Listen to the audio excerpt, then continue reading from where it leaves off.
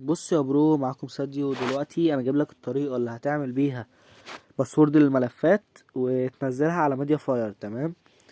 كل اللي هتحتاجه ام تي بس.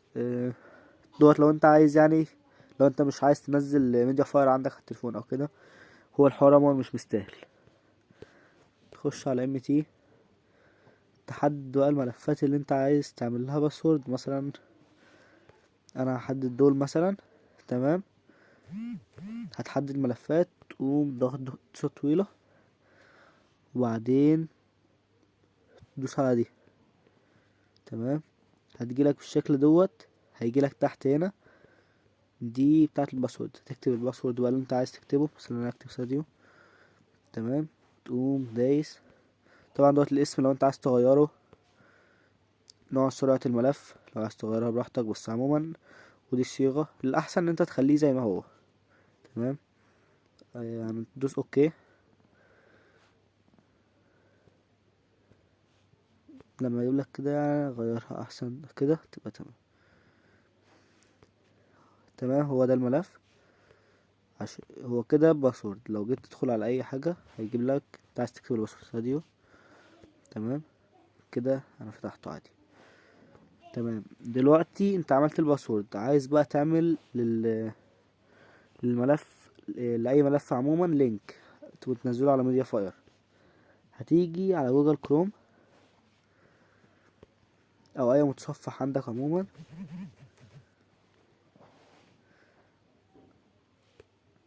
تكتب فوق في البحث، تكتب ميديا فاير. تخش على اول لينك، تقوم دايس على الكلمة الزرقاء دي.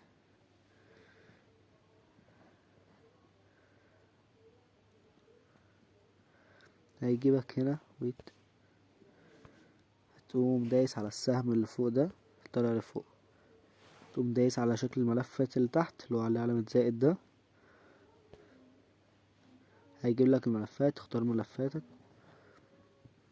دي ملفات التليفون. شوف بقى الملف اللي انت عايز تعمل تحطه مكانه فين. انا كنت عامله تيست.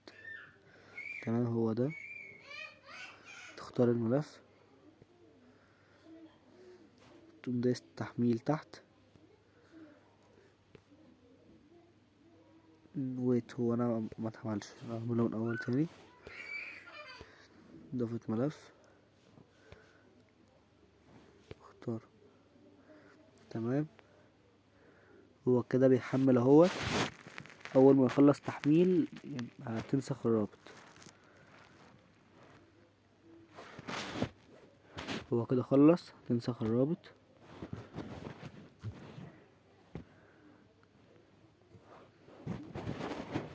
بس هو كده اللينك بقى اتعمل. عشان متأكد ان هو شغال انا نسخته.